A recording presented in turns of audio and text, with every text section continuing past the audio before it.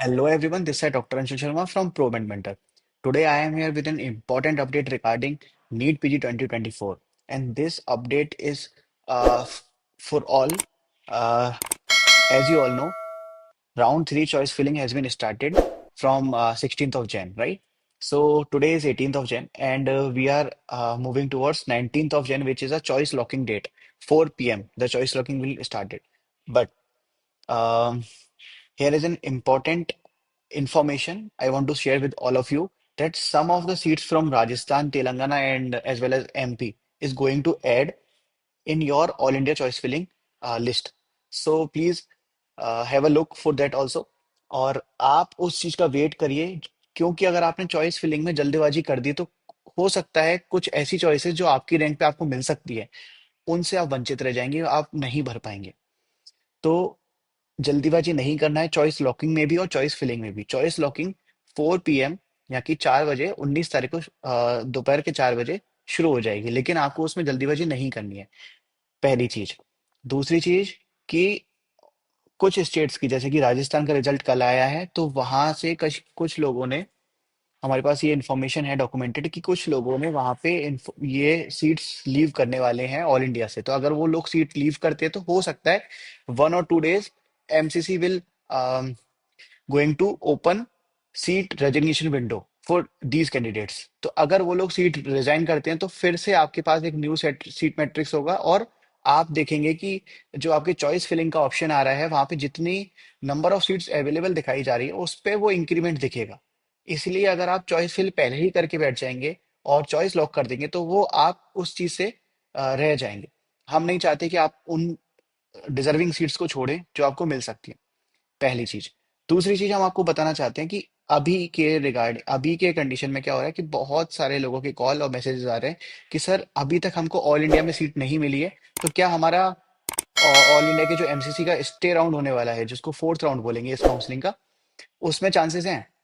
किस रैंक तक हमारी पॉसिबिलिटीज हैं कि एनएससी जाएगा ईएनटी ऑप्थेल जाएगा और अगर चांसेस हैं तो हमको किस तरह से आगे प्रोसीड करना होगा तो उन लोगों के लिए इंफॉर्मेशन है कि स्टे राउंड के लिए एलिजिबिलिटी दो तरीके से देखी जाती है पहला अगर आपको राउंड 1 राउंड 2 और राउंड 3 ऑल इंडिया का इसमें सीट अलॉट नहीं हुई है अगर सीट अलॉट हुई है और आपने ज्वाइन की है या आपने रिजाइन की है दोनों ही कंडीशन में आप स्टे राउंड से बाहर हो जाएंगे लेकिन अगर आपको इन तीनों राउंड में सीट अलॉट ही नहीं हुई है तो यू आर एलिजिबल और इसके अलावा कौन एलिजिबल है जो कि फ्रेश कैंडिडेट्स हैं जो कि फ्रेश रजिस्ट्रेशन कराएंगे उस समय पे तो अगर आपकी रैंक आती है 40,000 टू 50,000 तो आपके बहुत हायर चांसेस हैं इवन 35,000 टू 45,000 भी आपके बहुत हायर चांसेस हैं कि आप अगर क्लिनिकल चाह रहे हैं तो आपको वो clinical like DNV and MDMS में आपको क्लिनिकल सीट्स मिल सकती हैं आगे चलते हैं जिन लोगों ने स्टेट से अभी तक कोई भी सीट उठाई है लेकिन ऑल इंडिया से उनको कोई अलॉटमेंट नहीं हुआ है या फिर उन्होंने ऑल इंडिया में रजिस्ट्रेशन अभी तक कराया ही नहीं है क्या उनके चांसेस हैं जी हाँ बिल्कुल उनके चांसेस हैं कि वो ऑल इंडिया में स्टे राउंड में एलिजिबल है वो अपना अप्लाई कर सकते हैं बट अगर आपके डॉक्यूमेंट ही कहीं और किसी इंस्टीट्यूट में सबमिटेड हैं तो आपको सीट तो अलॉट हो जाएगी स्टे राउंड से लेकिन आप वहां पे ज्वाइन नहीं कर पाएंगे और उस कंडीशन में हो सकता है आपके साथ कोई लीगल एक्शन लिया जाए क्योंकि आपने एक तरफ की सीट ब्लॉक की और आपको वो स्टे राउंड की सीट किसी और कैंडिडेट को मिल सकती थी जस्ट बिकॉज ऑफ यू आपने वहां पे रजिस्ट्रेशन कराया इस वजह से कि क्या पता जो ऑल आपको स्टेट में सीट अलॉट हुई है लेट अस सपोज कि आपको यूपी में कोई ऑब्स गायनी में आपको सीट मिली है किसी भी कॉलेज में तो आपने वहां पे स्टेट से तो उस कॉलेज में सीट ले ली वहां पे ज्वाइन कर लिया लेकिन आपने इसके साथ साथ क्या किया कि ऑल इंडिया में भी अप्लाई कर दिया स्टे राउंड के लिए और आपको वहां से भी अलॉटमेंट आ गया इस कंडीशन में आप डीबार हो जाएंगे और आप पे लीगल एक्शन हो जाएगा तो कोशिश कीजिएगा अगर आपको ऑल इंडिया से सीट नहीं मिली है या फिर स्टेट से भी सीट नहीं मिली है तभी आप एमसीसी के स्टे राउंड में पार्टिसिपेट करें और तभी आप वो स्टे राउंड का फॉर्म फिल करें नेक्स्ट अपडेट के लिए आगे बढ़ते हैं बहुत सारे कैंडिडेट के हमारे पास ये भी मैसेज आ रहे हैं कि as you all know medico field को ना बहुत ज्यादा ल्यूक्रेटिव देखा जाता है कि लोगों को पास पैसा है तो कोई भी मैसेजेस कर रहे हैं कि सर आपके जो बार कट ऑफ है अपना 15 percentile for UR and unreserved categories and 10 percentile for the reserved categories. तो ये कट ऑफ से भी अगर आपके कम मार्क्स हैं तब भी हम आपका एडमिशन करा देंगे प्लीज। ऐसा पॉसिबल नहीं है। जब तक परसेंटाइल डाउन नहीं हो सकता कोई भी इंडिया में आपका एडमिशन नहीं करा सकता, चाहे वो किसी भी कॉलेज का ओनर क्यों ना हो। तो ये एमसीसी की क्लियर गाइडलाइंस है कि अगर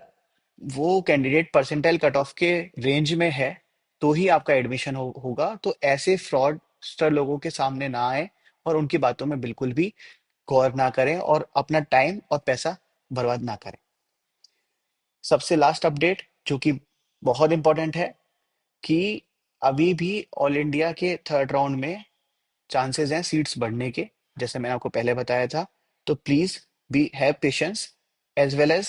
आपके स्टेट के राउंड में भी थर्ड राउंड में कुछ सीट्स ऐड होने वाली हैं। हो सकता है आपका स्टेट राजस्थान हो सकता है आपका एमपी हो सकता है आपका स्टेट यूपी हो। तो अपडेटेड रहिएगा कि आप उस चीज के लिए एलिजिबल हैं या नहीं है। और अभी तक आपको अगर सीट नहीं मिली है तो ये समय है स्मार्टली काउंसलिंग में प्ले करने का और अपने चॉइसेस उस अकॉर्डिंग फिल करने का जहां पे आपके चांसेस बढ़ते हों। अगर इस पूरी प्रक्रिया में, in whole process, if you are facing some challenges some problems, आपको कोई भी परेशानी आ रही है या फिर आप कोई भी चैलेंजेस फेस कर रहे हैं, तो प्रोमेड मेंटर की डॉक्टर्स की टीम आपके साथ है। Don't worry, we are going to conduct a Zoom session. Link आपको इस नंबर पे कांटेक्ट करेंगे तो मिल ही जाएगा। एंड आई होप कि आप अपना समय पैसा दोनों बचाएंगे और किसी भी फ्रॉडस्टर के कहने में नहीं आएंगे। Hope happy counselling for all of you. Thank you. All the best.